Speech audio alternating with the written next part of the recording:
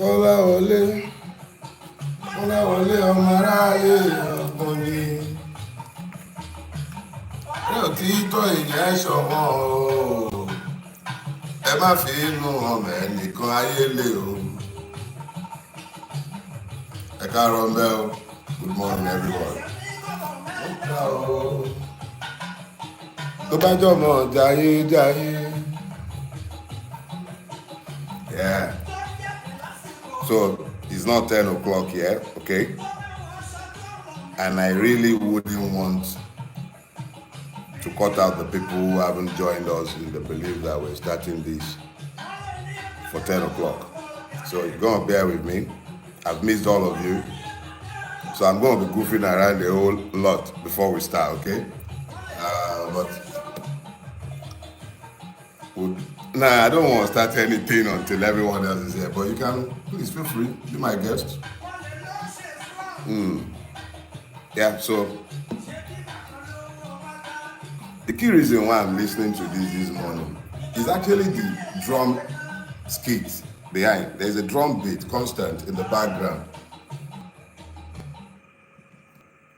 That's where we'll leave the choir behind. Good morning, everybody.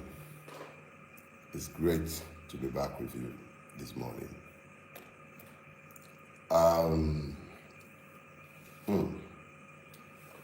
I've been deliberately quiet. Yeah, as quiet as I can possibly be since I came out of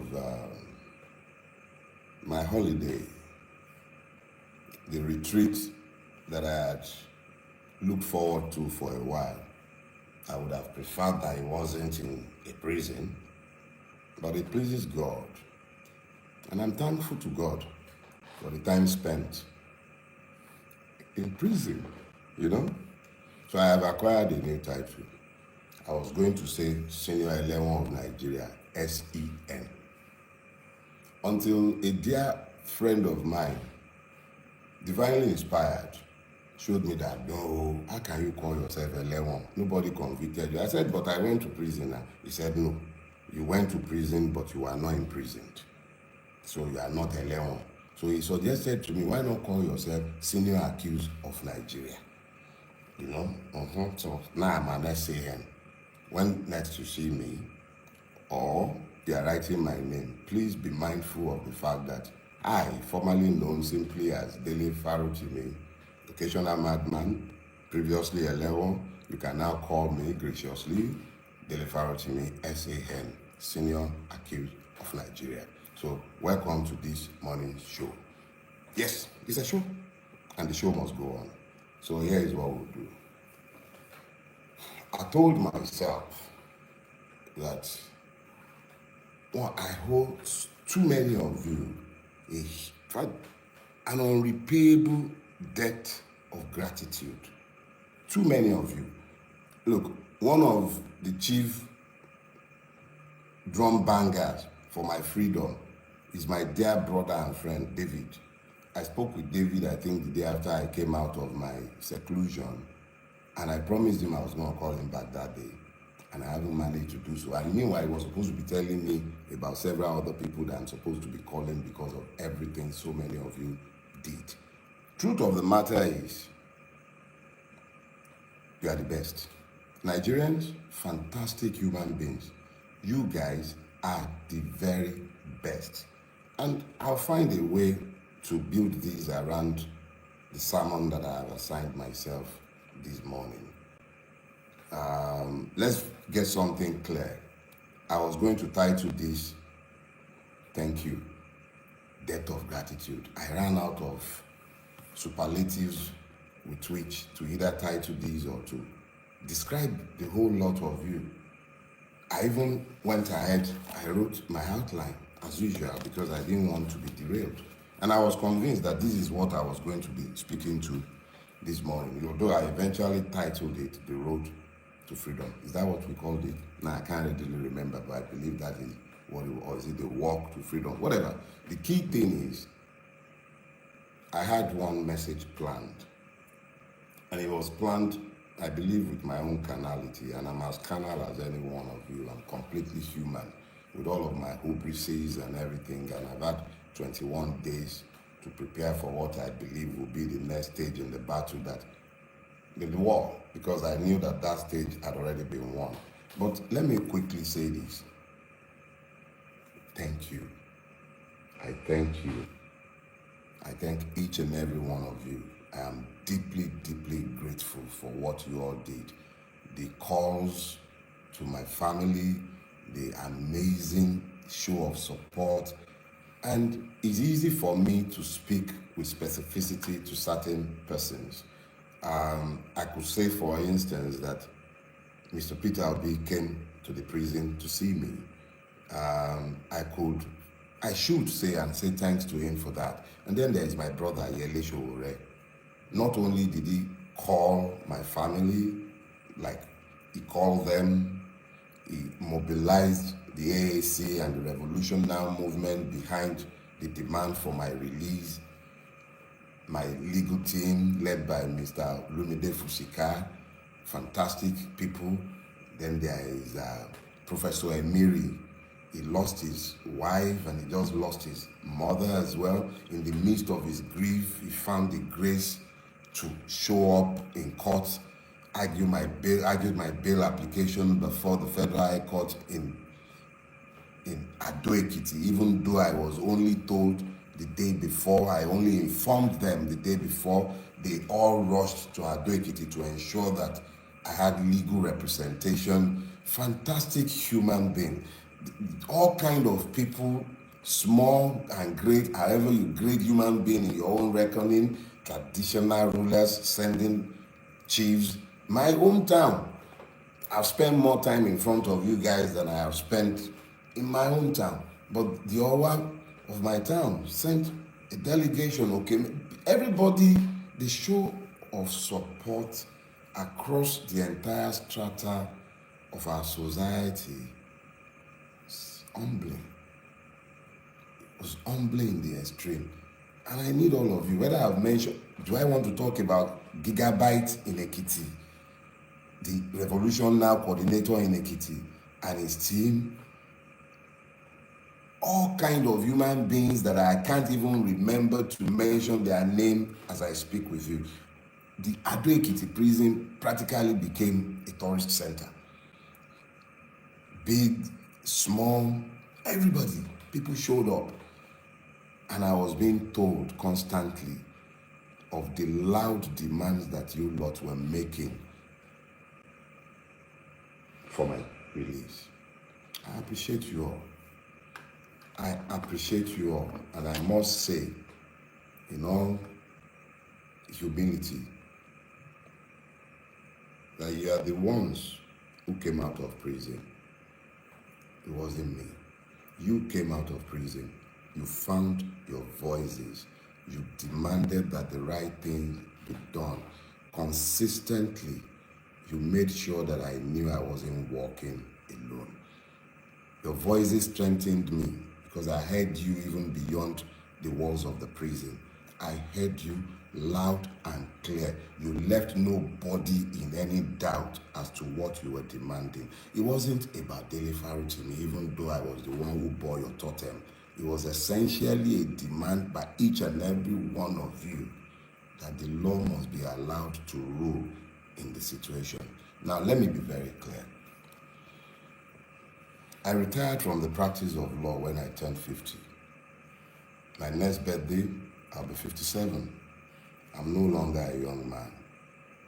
I practiced that law conscientiously for at least 2 decades.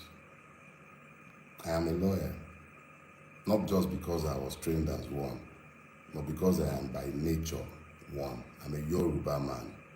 In my culture, it says, Ejola Ako, Baba Enikonke Koja. I am not a fool.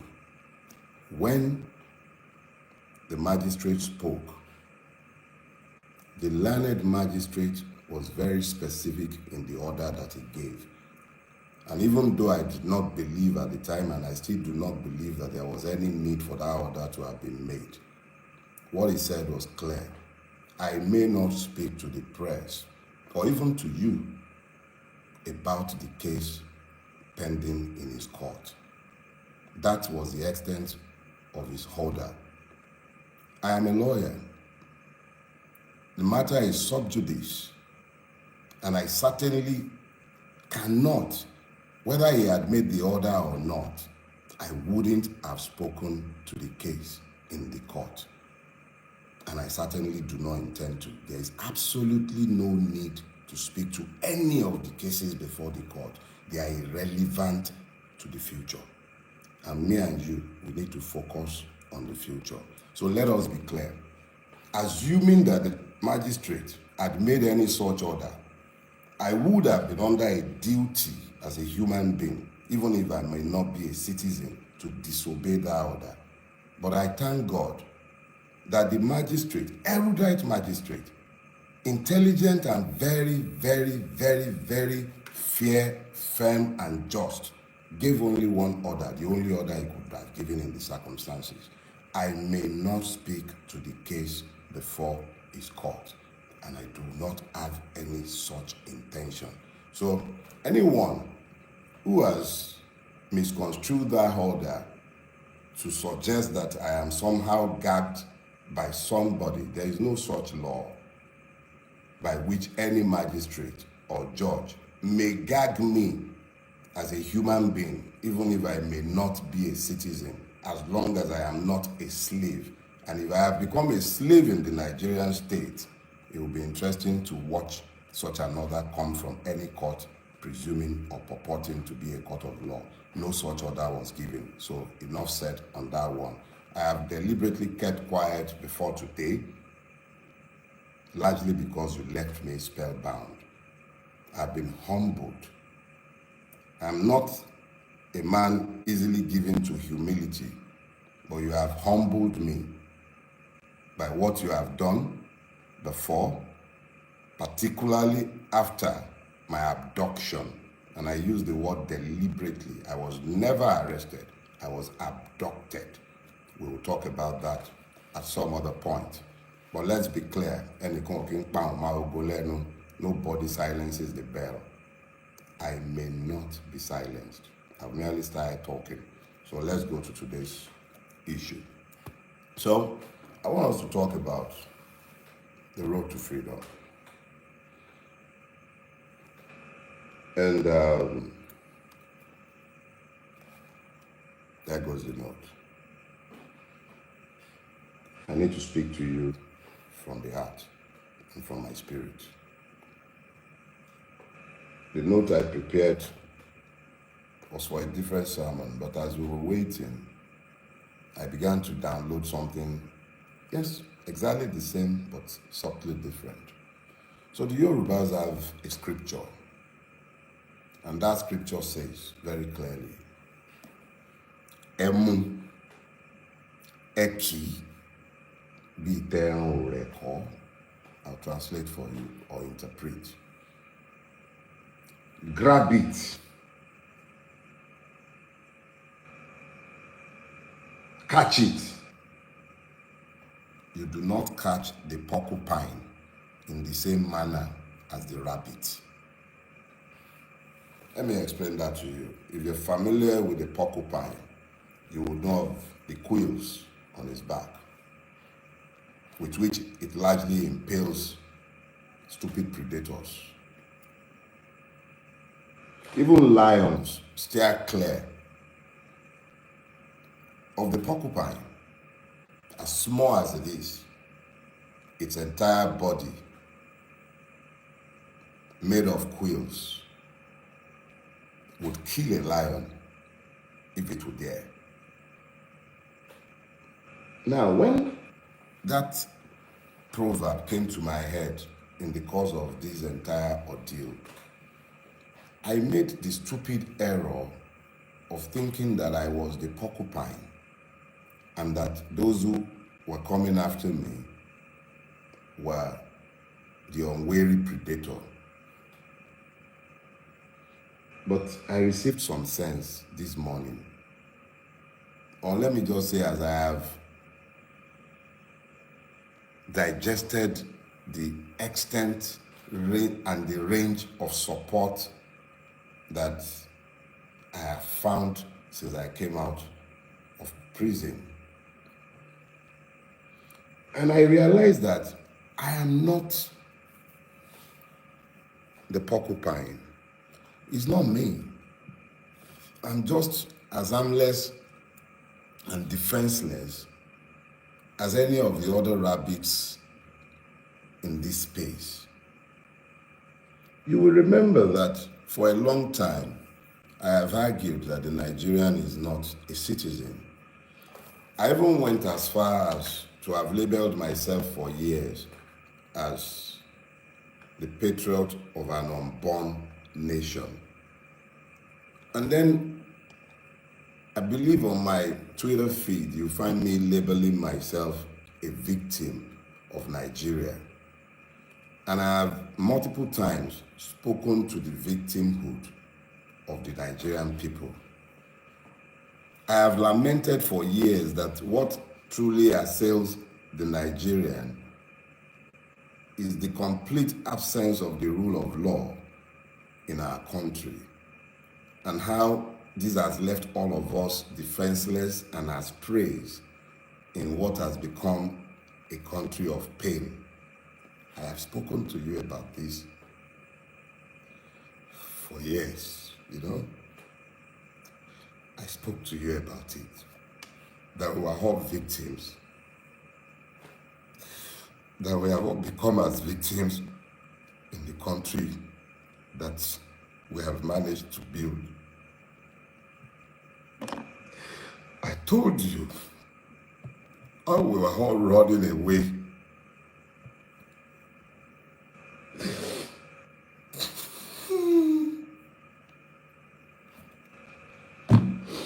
I told you how we were all running away from Nigeria because we have built an intolerable country unfit for human habitation. I have called it the evil empire.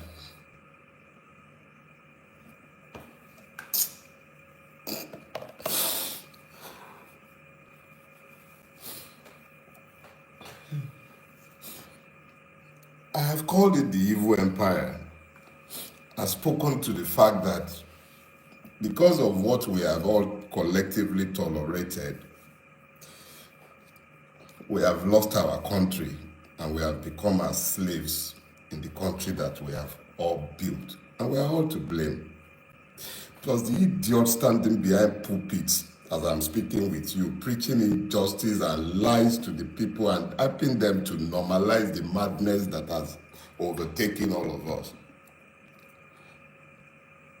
I said this for years. So I am just as much a victim as each and every one of you. These are the first tears I have shed since my friend Ogunlanu died. I'm not given to tears, and I'm sorry. See, back to the issue. We all built this. We made this mess together, and it will take all of us to resolve the mess that we have made.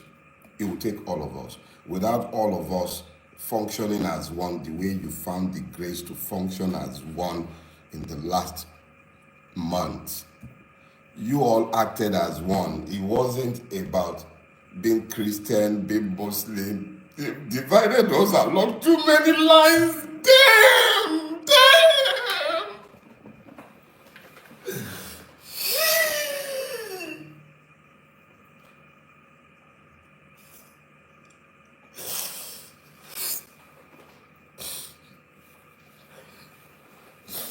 We stopped being human because we became Nigerians. They divided us and we fell for it. Because you wouldn't see me as a Yoruba man, you spoke for me. Because you wouldn't see me as a Christian, you spoke for me. Because you spoke. Because you spoke. Because you spoke.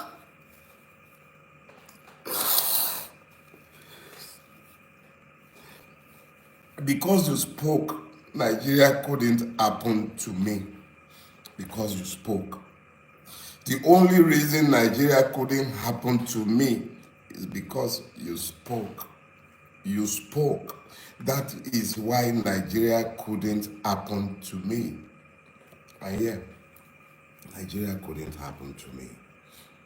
Emu, Eki, Biteru Reko. You found your voices. I became you. And in our collective, you couldn't be silenced. And I could not be silenced. So it wasn't me that became the porcupine. It was you, the Nigerian citizens, that became the porcupine. So here is what we're going to do. First question I need you to ask yourself is this. How many of the people feeling the pains of the Nigerian state in detention or in prison deserve to be where they are? There's multiple people that I met in prison, and I will yet speak to my prison experience. But I assure you, I didn't shed a single tear. I was happy for the free accommodation. I didn't like the food and I didn't have to eat it. So I'm not talking about me in some pity form. I went to prison and I view it as a finishing school. It showed me exactly how ugly our country is. But because we have so many high profile cases, or because the internet has brought this home to all of us, let's talk about Naomi, the former queen. Let's talk about Hamzat Oriyomi and the proprietors of that school in Ibadan. Exactly what is it that they have done that has earned them the need to be in prison? We should ask that question, but not because of them, but because of the many other persons without names that you and I have no knowledge of who are languishing in prison. Have you thought about that? If they would do that with those ones, what are they doing with those that nobody knows? They did it to me. You made it you. And because you made it you, they couldn't do it to me. Because our collective, acting together as one, turned the tide. The tide turned because we acted as one. Some Bulabas spoke for me. Obedience spoke for me. My brother in the Revolution Now movement, all of them spoke for me. Traditional rulers, you all spoke, and because you all spoke, I couldn't be treated the way each and every one of the other persons who do not deserve to be in prison were treated. The system resisted. I spent 21 days in captivity. 21 days. For those of you who are inclined to the spiritual, you understand the significance of 21 days. It pleased God that I should be kept in captivity for 21 days. The full cycle of a woman, the full cycle of Mother Nature. 21 days I was kept. There are some stories to be told on other days. But it's a long walk to freedom, but it could also be a short walk. It depends on each and every one of us. But the one thing that has become very clear to me, is that whatever we are going to get, we are going to have to act as one. We cannot continue to divide ourselves the way we've been horribly divided. We've got to act in concert, and in acting in concert, we should be able to achieve better results. Yorubas have this proverb. They say, "Ayani lowo owo omo ijo, don sheku pa won." It simply means that if the reptiles, snakes, would act together in concert, then they will not die the way they die, since they rarely ever walk in pairs. We are the ones who have divided ourselves. My current travels, no, not travels, there is no traveling anything. Let me just say my current experiences or my past experiences in my own candid opinion, I liked the need why we all have to act in concert. We need to agree what our own enlightened selfish interests might be. And I assure you, there are multiple interests, because there is nothing that afflicts one part of this country that does not afflict the other. There is nothing that afflicts me that I didn't see afflicting multiple others that I saw in prison.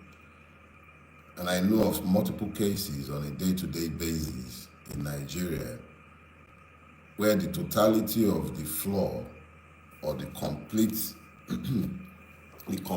of everything is found in the knowledge that the Nigerian is not a citizen.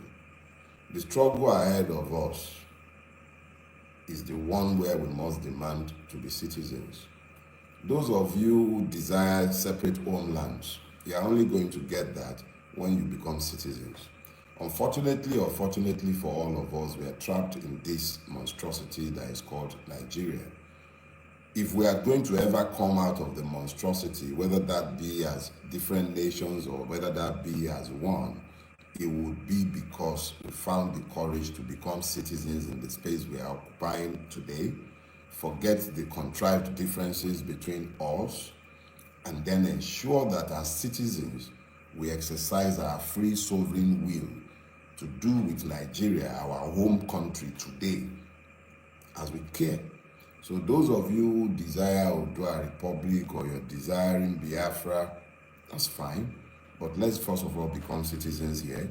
And then we may, as citizens, exercising our sovereign will, have referendums where you can decide democratically, if these homelands should be created. That should be our clear thoughts right now, how to become citizens. You do not become citizens in a place unruled by law. So the struggle ahead of us is to insist on the rule of law in the country in which we live. There are many struggles ahead. I will be seeking legal reliefs and redress against everyone involved in my abduction. I shall be defending each and every one of the many suits, civil and criminal, that have been filed against me rigorously. When we are done, I shall myself be writing petitions to the LPDC, looking to ensure that some lawyers do not ever practice law in this country again. Let us be clear. I remain your brother. I remain you, Dele Farotimi, Esquire, S.A.N., Senior Accused of Nigeria, victim of Nigeria, but a conscious victim, capable of articulating the conditions of the victim. I am not a victim again. I am a threat. That's what my brother Baldwin says. So, kolo somadalon ni mo jẹ fún yín. Mi ò ṣe jẹ, kò sí ní tẹ́lẹ̀ fi mí ṣe. Mi ò dẹ̀ ní kó lọ́rùn yín. Tolerate me, as long as we have to continue pretending that we're a democracy. You're gonna just have to tolerate me, okay? All right, guys. That's for you all. There isn't much more to say than to say thanks. For those who merely posted free Dele Farotimi, for those who stepped on the streets in Ekiti, Tanko Yunusa, yeah, Tanko, thanks. Yeah. Sarah Ibrahim, thanks. 1,000,001 of you. Oh yes, Ekinzo, my Ekiti brother. Those who I cannot even name in this moment, I thank you all. You deserve all the applause You all stepped up. Like I was telling my brother Yele when we were talking, each and every person played the part that had been assigned to them of God, or they betrayed it. And each person knew exactly what they did. I thank Yele for his amazing support. Brother Peter Obi, Dad, I thank you all. And see you next week. You do not recall a bullet when it is fired. I cannot be silenced. See ya. Bye-bye.